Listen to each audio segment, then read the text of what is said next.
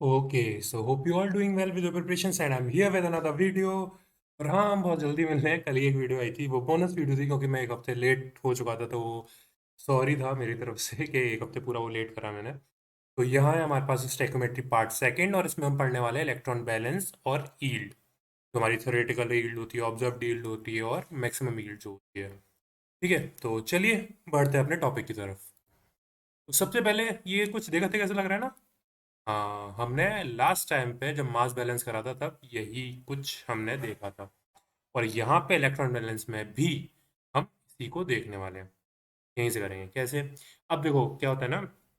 सबसे पहला क्वेश्चन कि इसमें available electron of the substrate, substrate क्या है, CW HX OY NZ है।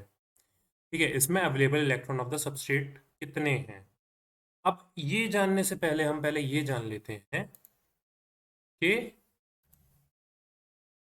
ये 4 क्यों लिखा है मैंने W से पहले, X से पहले कुछ नहीं लिखा मैंने। और यहाँ पे Y जो है नेगेटिव क्यों है, -3 क्यों है। ठीक है ना।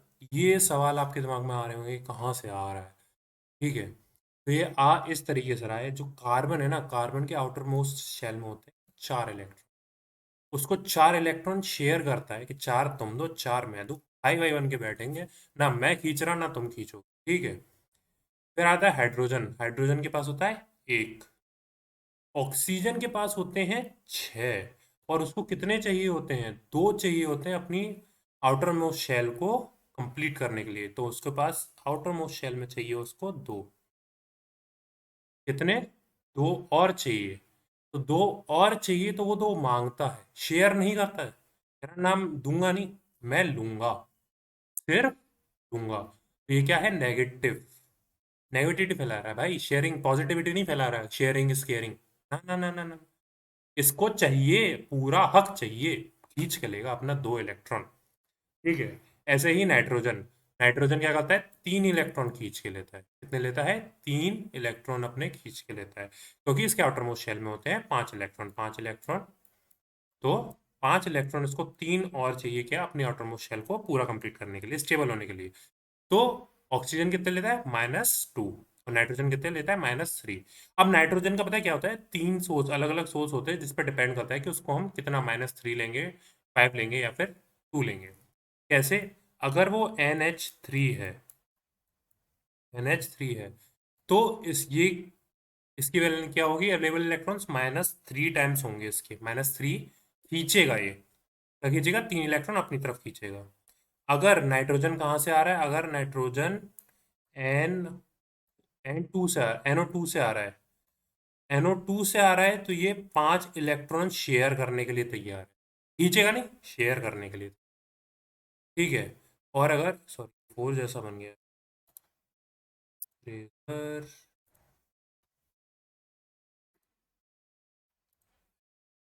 NO2। और अगर ये N2 है, तो N2 दोनों भैया भैया कोई भी इलेक्ट्रॉन साथ साथ में प्रेम से रखते हैं, क्योंकि 3 पहला नाइट्रोजन खींच रहा होता है, 3 दूसरा नाइट्रोजन खींच रहा होता है, किसी में इतनी दम नहीं होती कि दूसरे के पूरे खींच ले। तो दोनों अपने साथ साथ में रखते हैं। अगर N2 से नाइट्रोजन आ रहा है, तो अवेलेबल इलेक्ट्रॉन्स जो होंगे वो हो जाएंगे 0। तो मोस्टली जो हम यहाँ पे बात करते हैं, वो हम NH3 को as a source of nitrogen लेते हैं, ammonia as a source of nitrogen लेते हैं। तो उसमें हम -3 ही लेते हैं। तो क्या हुआ, W क्या है, number of carbon. Her carbon क्या है, 4 इलेक्ट्रॉन शेयरिंग में ले रहा है, तो टोटल इलेक्ट्रॉन कितने हो गए, 4 × W। X एक इलेक्ट्रॉन शेयरिंग में दे रहा है, total X multiply total of hydrogen multiply by 1 X। Oxygen कितने हैं, टोटल ऑक्सीजन Y है, और हर एक ऑक्सीजन का एटम कितने इलेक्ट्रॉन खींच रहा है, 2 इलेक्ट्रॉन, तो -2Y ये खींच रहा है। ठीक है, और ये दे रहा है, दे रहा है इसलिए पॉजिटिव में, और खींच रहा है इसलिए नेगेटिव में है। ठीक है, वो दान ही है, पॉजिटिविटी फैला रहा है, ये खींच रहा है। ठीक है, छीना झपटी नहीं चलेगी ना भाई साहब, नेगेटिविटी आ रही है। हाँ, तो -3Z ये आ गया अपना नाइट्रोजन के लिए। तो ये हो गया हमारे पास available electron of the substrate. ठीक है, देने वाले कौन है, अमीर। छीना झपटी वाले कौन है, गरीब। क्या है, गरीब। ऑक्सीजन क्या है हमारा, गरीब।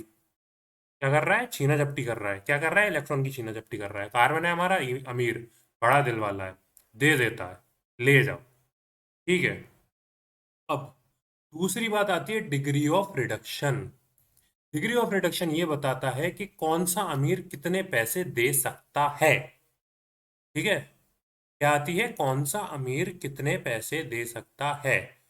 अब वो पता लगाया जाएगा कैसे, available electrons divided by W, number of carbon.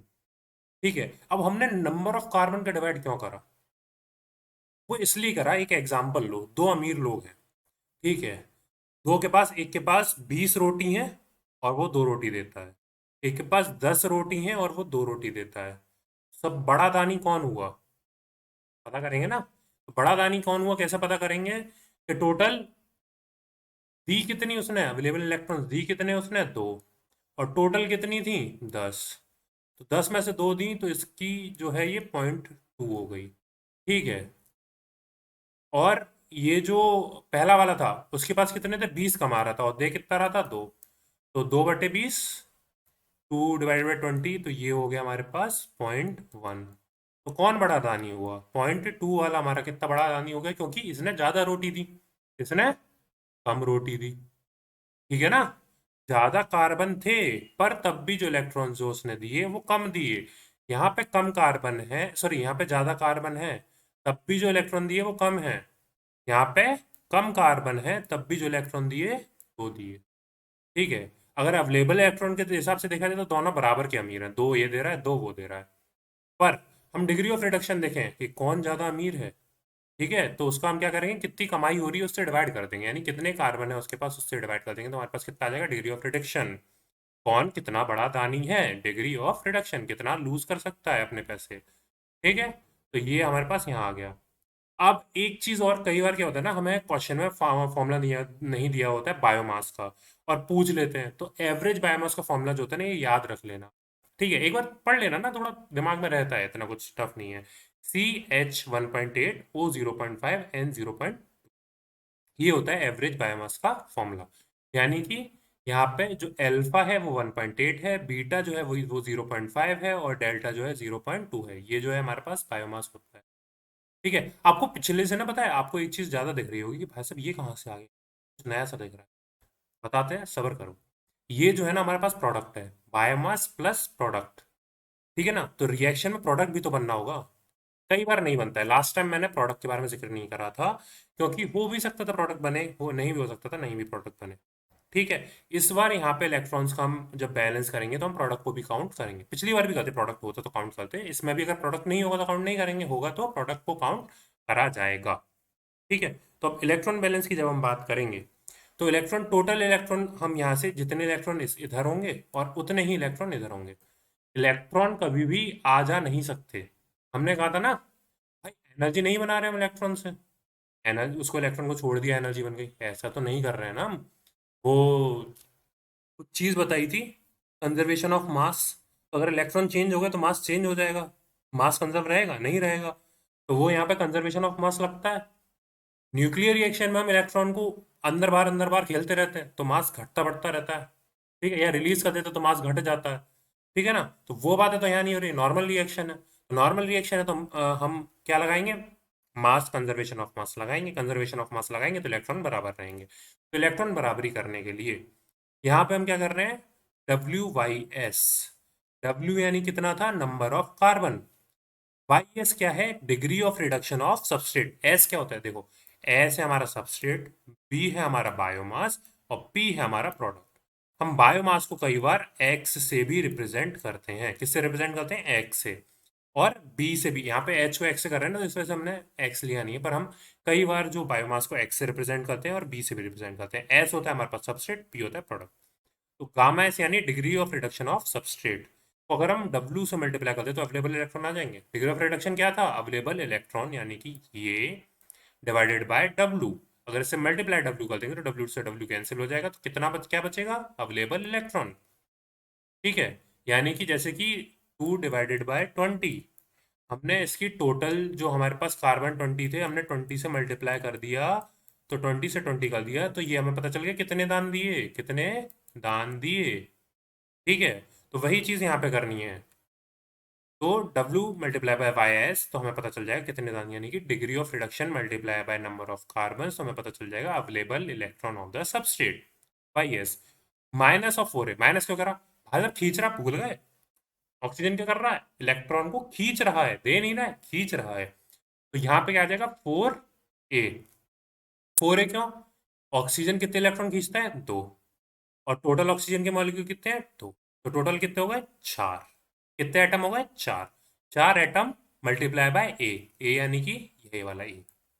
कितने मोल्स हैं, 4 मल्टीप्लाई मोल्स माइनस 4 मल्टीप्लाई ए, तो हमें पता चल जाएगा क्या, कितने मोल्स ऑफ ऑक्सीजन है। यहां से हम क्या कर सकते हैं, मोल्स ऑफ ऑक्सीजन भी पता कर सकते हैं, अवेलेबल ऑक्सीजन या फिर रिक्वायर्ड ऑक्सीजन भी पता करा जा सकता है इक्वेशन का। ठीक है, उसके बाद फिर आया हमारे पास सी गामा बी। सी यानी कि number of carbon, C carbon है ना, सी मोल्स ऑफ कार्बन है।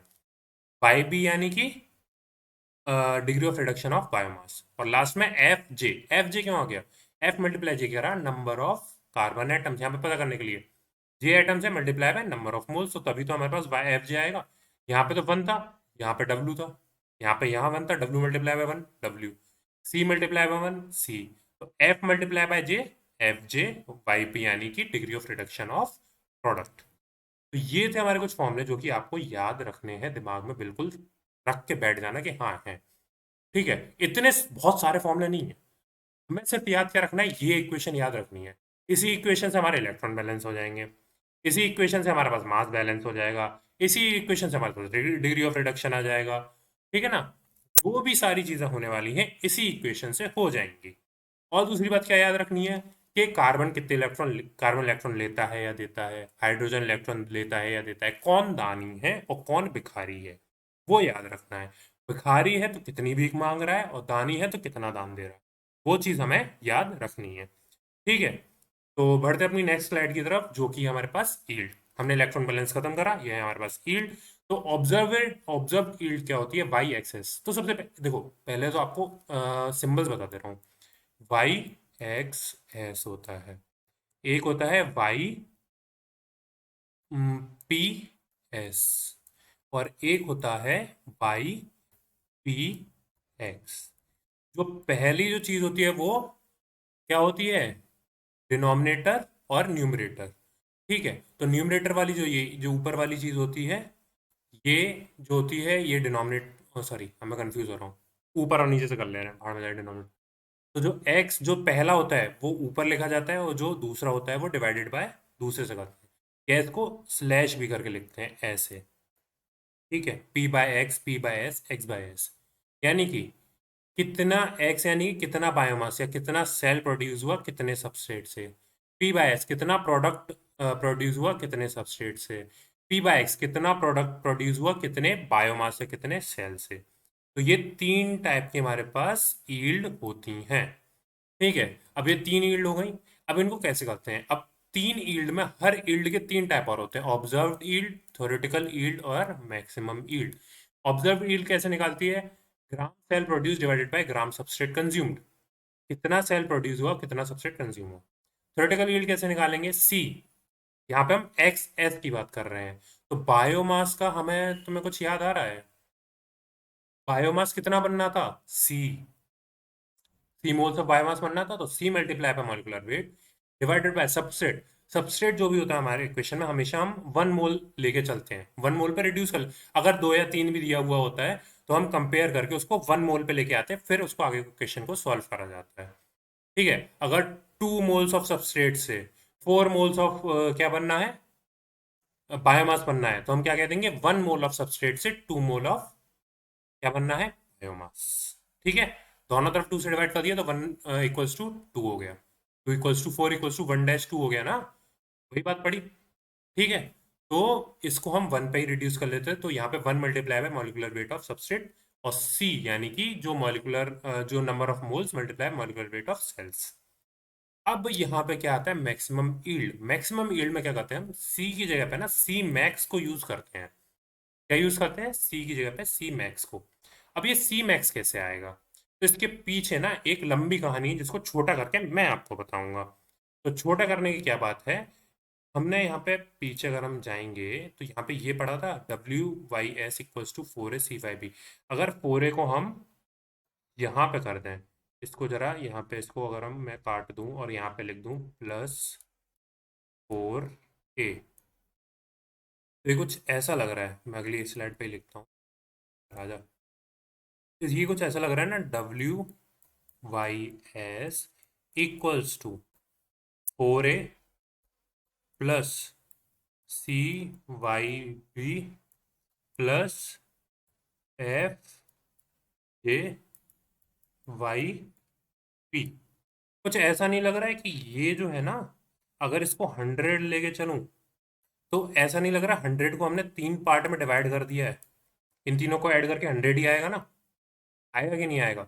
अगर इसको लेके चलूं कि इसके पास 100 इलेक्ट्रॉन्स हैं, तो 100 में से कुछ इलेक्ट्रॉन इसने इसको दे दिए, कुछ इसको दे दिए, कुछ इसको दे दिए। ठीक है।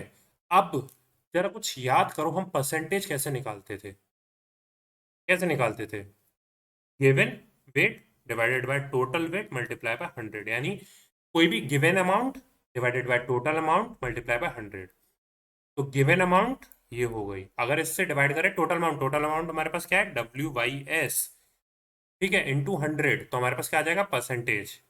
ठीक है। तो वही हम अगर करें, ये वन, अगर इसको हम WYS को यहाँ पे सबसे डिवाइड करते हैं, WYS को हमने इधर भेज दिया, तो 4a by WYS, CYB by WYS और FJYP बाय WYS। अगर ये हमने कर दिया, तो ये इक्वल्स टू 1 हो जाएगा, यानी कि 100%, 100% या फिर 1 मल्टीप्लाई बाय 100 नहीं करेंगे तो 1 ही तो आएगा ना। तो 1 equals to 4a divided by ये इसका कंटेंट, ये कितना फ्रैक्शन ऑफ ये होगा, ऑक्सीजन होगा, कितना फ्रैक्शन ऑफ बायोमास होगा, और कितना फ्रैक्शन ऑफ क्या, प्रोडक्ट, यानी कि WYS के इलेक्ट्रॉन्स कितने फ्रैक्शन में ऑक्सीजन के पास जा रहे हैं, कितने फ्रैक्शन में बायोमास के पास जा रहे हैं, कितने फ्रैक्शन में प्रोडक्ट के पास जा रहे हैं, ये हमें पता चल जाए। अब मैक्सिमम कैसे निकालते हैं? मैक्सिमम कैसे निकालेंगे? मैक्सिमम तब होगा ना जब वो ऑक्सीजन को भी कुछ ना दे और प्रोडक्ट को भी कुछ ना दे, तो हमारे पास मैक्सिमम ये आ जाएगा। अगर इन दोनों कंटेंट जीरो हो जाएगा, यानी कि इसका जितना भी है, जितने भी इलेक्ट्रॉन है सारे के सारे किसको दे दिए, बायोमास को दे दिए। अगर ये सारे इलेक्ट्रॉन इसको दे दे तो एफ मैक्स निकल के आ जाएगा। अगर सारे इलेक्ट्रॉन इसको दे दे ऑक्सीजन, तो ए मैक्स निकल के आ जाएगा। ठीक है, कि यहाँ कुछ नहीं जा रहा, सारे इलेक्ट्रॉन ऑक्सीजन ने ले लिए, तो ए मैक्स आ जाएगा। ये दोनों जीरो हो जाएंगे, कौन से, CYB और FJYP जीरो हो जाएंगे। अगर CYB का हमें सी मैक्स निकालना है, तो 4a और FJYP जीरो हो जाएंगे, क्योंकि सारे इलेक्ट्रॉन इधर चले गए। ठीक है। सिमिलरली FJYP का एफ मैक्स निकालना है, तो CYB और 4a जीरो हो जाएंगे, और ये यहाँ पे हो जाएगा हमारे पास एफ मैक्स निकल के आ जाएगा। तो ये दोनों जीरो हो जाएगा। तो अगर हम कंपेयर करते तो YB WYS के नीचे चला गया, तो C max equals to WYS gamma S divided by gamma B, यानी कि available electron of substrate divided by available electron of degree of reduction of biomass. क्या, available electron of substrate divided by degree of reduction of biomass, क्या देगा हमें, C max. ठीक है। तो ये हमारे पास आ गया। अब इस C मैक्स को, मैक्सिमम यील्ड नहीं आया, यहाँ पे C मैक्स आया। अब इस C मैक्स को अगर हम यहाँ पे C की जगह पे क्या लिख देंगे, C मैक्स का मल्टीप्लाई करेंगे, तो हमारे पास क्या निकल के आएगा, मॉलिक्यूलर वेट क्या निकल के आएगा, ये थ्योरेटिकल यील्ड नहीं निकल के आएगी, क्या निकल के आएगा, मैक्सिमम यील्ड। मैक्सिमम यील्ड यानी कि सी की जगह पे सी मैक्स का हम यूज करेंगे। तो एक क्वेश्चन हम करते हैं। ओके, तो हमारे पास दो क्वेश्चन हैं। पहला क्वेश्चन जो है वो हमारा डिग्री ऑफ रिडक्शन का है फॉर एसिटिक एसिड, और जो सेकंड क्वेश्चन है ये 2021 में आया था, और ये जो क्वेश्चन है वो 2019 में आया था। तो सबसे पहले डिग्री ऑफ रिडक्शन वाला करते हैं। तो यहाँ पे हमारे पास कितने हैं, 2 कार्बन है। 2 कार्बन कितना आदान कर दे सकते हैं, 4 इलेक्ट्रॉन का, तो मल्टीप्लाई बाय 4। अब उसके बाद एक हमारे पास 4 हाइड्रोजन है। 4 हाइड्रोजन कितना आदान दे सकते हैं, 1 इलेक्ट्रॉन का। और ऑक्सीजन हमारे पास 2 है। तो दोनों आइटम कितने कितनी करीबी में दे रहे हैं, इलेक्ट्रोनेगेटिव है, कितनी करीबी है, 2 इलेक्ट्रॉन की करीबी है। तो 2 इलेक्ट्रॉन वो खींचेंगे, तो -2 मल्टीप्लाई बाय 2। तो यहाँ पे आ गया 2 4, यहाँ पे आ गया हमारे पास 8 +4 -4, यानी कि टोटल नंबर ऑफ इलेक्ट्रॉन्स हमारे पास कितने हो गए, 8। टोटल नंबर ऑफ इलेक्ट्रॉन्स कितने हो गए, 8। पर एक दिक्कत आ गई, यहाँ पे हमें टोटल नंबर ऑफ इलेक्ट्रॉन्स की डिग्री ऑफ रिडक्शन पूछा हुआ है। तो डिग्री ऑफ रिडक्शन हमारे पास क्या होता है, divided by number of carbons. ठीक है, अमीरी निकालनी है कितनी है, दान नहीं पूछा है, दान के साथ साथ अमीरी भी निकालनी है। तो टोटल नंबर ऑफ कार्बन हमारे पास 2 हो गए, तो इसकी अमीरी कितनी है? 4 इलेक्ट्रॉन्स की, ना कि 8 इलेक्ट्रॉन्स की। 8 इलेक्ट्रॉन दान कर रहे हैं और अमीरी कितनी है? 4 इलेक्ट्रॉन की। ठीक है, तो ये हमारे पास जो दूसरा क्वेश्चन है, इसमें हमसे पूछा गया है कि एसिटिक एसिड, इथेनॉल से हमने एसिटिक एसिड बनाया हुआ है और उसकी थर्मोडायनेमिक मैक्सिमम यील्ड हमें बतानी है। क्या दी हुई है? Maximum yield. और किसकी पूछी हुई है? प्रोडक्ट की। यहाँ पे हमारे पास बायोमास नहीं है। बायोमास नहीं है तो हम क्या निकालेंगे? Y P S, product from substrate. Product from substrate में हम क्या यूज करते हैं? F max. क्या था हमारे पास पुराना? F max multiply by molecular weight of acetic acid that is 60 divided by molecular weight of ethanol that is 46। कितना ना? P divided by S. Okay, तो एफ मैक्स यहाँ पे हमारे पास मिसिंग है मैक्सिमम यील्ड के लिए। तो एफ मैक्स निकालने से पहले क्या करेंगे हम? मैंने पिछली भी एक वीडियो में, मैंने जो थी पिछली वीडियो, सॉरी, पिछली ही स्लाइड में आपको ये बताया था कि जब यहाँ पे मोल्स होते हैं ना, तो हम कोशिश करते हैं कि जो हमारे पास सबस्ट्रेट हो ना, वो यूनिमोलर हो जाए, मतलब सिंगल मोल ऑफ सबस्ट्रेट हो। उससे हम कितने मोल्स ऑफ क्या, जो प्रोडक्ट बन रहा है वो निकालेंगे। ठीक है, तो अगर इसको हम सिंगल मोल कर देंगे तो यानी 2 मोल्स ऑफ इथेनॉल से 2 मोल्स ऑफ एसिटिक एसिड बनना है। तो इसको हम ये भी कह सकते हैं कि 1 मोल ऑफ इथेनॉल से 1 मोल ऑफ एसिटिक एसिड बन रहा है। तो इसको अगर हम फिर से लिखेंगे तो हम इसको लिख सकते हैं C2H6O plus O2 - C2H4O2 plus H2O, ये लिख सकते हैं। अब हमें क्या करना है? हमें एफ मैक्स निकालना है। तो जरा पिछली वाली स्लाइड पे चलते हैं। अगर हम इसको ज़ीरो कर दें, इसको ज़ीरो कर दें, तो हमारे पास एफ मैक्स की वैल्यू आ जाएगी। तो एफ मैक्स की वैल्यू कुछ कैसी हमें दिखाई देगी? आगे बढ़ के दिखाता हूँ। तो एफ मैक्स की वैल्यू हमें दिखाई देगी F J Y P divided by, हमारे पास क्या है? W Y S that equals to 1। ये आ गई इक्वेशन। इसको हम क्या लिख सकते हैं? F max equals to J Y P नीचे जाएगा और डब्ल्यू ये यहाँ पे। ठीक है, F max equals to W Y S divided by J Y P. तो ये क्या हो गया? ये डिग्री ऑफ रिडक्शन नहीं है, ये अवेलेबल इलेक्ट्रॉन्स हैं। क्या है? Available electron. यानी डिग्री ऑफ रिडक्शन में नंबर ऑफ कार्बन को मल्टीप्लाई कर देंगे तो क्या निकल के आएगा? Available electron. मैंने पहले ही वीडियो में बताया था, मतलब पहले जो प्रीवियस स्लाइड थी उसमें बताया था। तो क्या करेंगे? Number of available electron of substrate divided bye number of available electron of product. यानी कितने कितने दान दे रहे हैं, कितने कितने कितने कितने इलेक्ट्रॉन ये दान में दे सकते हैं। ठीक है, हम अमीरी नहीं निकाल रहे हैं, हम कितने दानी हैं वो निकाल रहे हैं। ठीक है, तो डब्ल्यू आई एस अगर हम यहाँ पे निकालेंगे, कितने इलेक्ट्रॉन्स हमारे पास यहाँ पे? तो C2 मल्टीप्लाई कितने कार्बन है? 4, सॉरी 2 कार्बन है। और कितना दान दे सकते हैं? 4 इलेक्ट्रॉन का, तो मल्टीप्लाई बाय 4 प्लस 6 हाइड्रोजन से कितना दान दे सकते हैं? 1 इलेक्ट्रॉन का, माइनस ये आ गया हमारे पास कौन? दुष्ट भिखारी।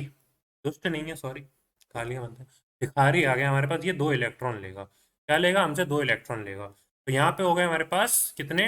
2 4 8 plus 6 - 2 4 that equals to 12 available electrons. तो यहाँ पे हम लिख सकते हैं 12 अवेलेबल इलेक्ट्रॉन्स। अब यहाँ पे हमने ऊपर ही निकाला था कितने हमारे पास अवेलेबल इलेक्ट्रॉन्स थे एसिटिक एसिड में। ये आए थे 8। कितने आए थे? 8।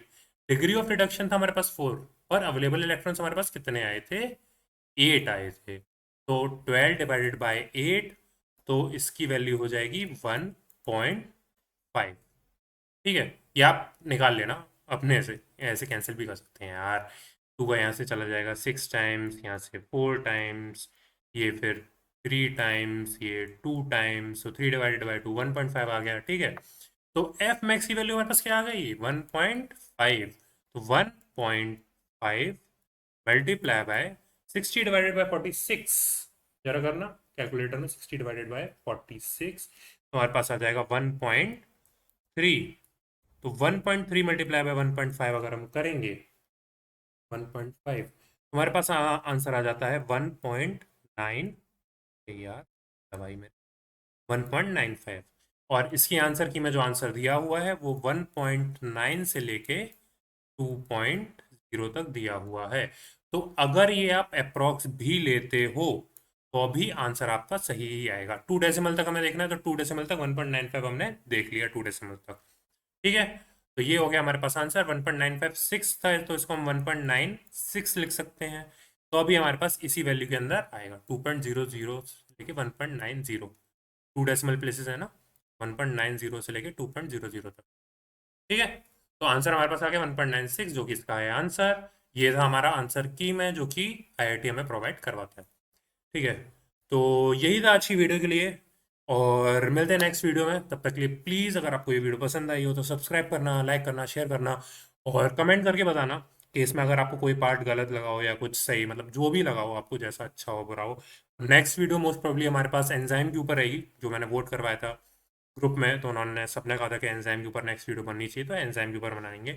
और आप मेरे को इंस्टाग्राम पे और लिंक्डइन पे फॉलो कर सकते हो, और टेलीग्राम ज्वाइन करो यार, वहाँ पे क्विज भी होती है, मैं आपके सजेशंस भी लेता हूँ क्या वीडियो बनानी चाहिए। ठीक है, और आपको स्टडी मटेरियल भी मिलता है, तो क्या दिक्कत है। और भाई फिर से बोल रहा हूँ, 19 ऑफ अक्टूबर मेरा बर्थडे है भाई, 500 सब्स करवा दो। देखो 500 सब्स मुझे उम्मीद तो नहीं है, एटलीस्ट 400 तो करवा दो यार। 400 तो बनते हैं। लगातार 2 वीडियो डाल रहा हूँ, कल एक डाली, आज एक डाली, और जो चीज़ मैंने एक हफ्ते के लिए गैप करा था वो यहाँ पे मैंने पूरा कर दिया है। ठीक है, तो कोई कुछ नहीं कहेगा। तो मिलते हैं फिर नेक्स्ट वीडियो में, तब तक के लिए।